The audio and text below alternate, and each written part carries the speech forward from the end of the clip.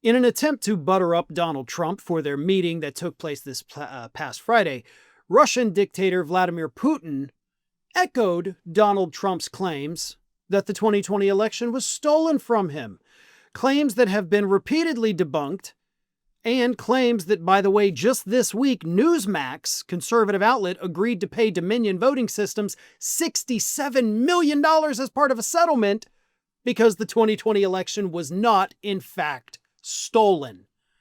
So companies, media outlets have literally paid hundreds of millions of dollars for making these claims that Trump has been making for years that have been debunked by everybody. But Putin, knowing that he can so easily manipulate Donald Trump, told him, dude, you got to change the way your country votes because they could steal elections like they did in 2020. Effectively, Vladimir Putin told Donald Trump, one dictator to another wannabe one, you need to seize control of your nation's voting systems. Coming from a man who is effectively president for life in Russia, he routinely gets over 80% of the votes every time they hold a so-called election because it's all rigged. And that's what Trump wants. And because Putin told him to do it, giving him the blueprint, this is how you be a dictator, Trump announced on Monday, by God, I'm going to do it. I am illegally seizing control of the voting mechanisms here in the United States. Here's what Trump put on Truth Social.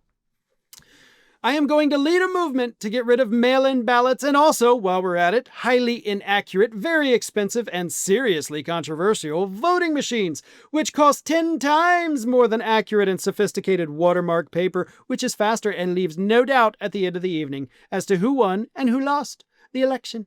We are now the only country in the world that uses mail-in voting. For the record, that is completely untrue. Many democracies across the country, or countries with democratic systems, use mail-in ballots. Some of those countries also have compulsory voting, like it's mandatory, or you pay a fine. And for the record, no, voting machines are way faster than paper ballots. But whatever. He continues.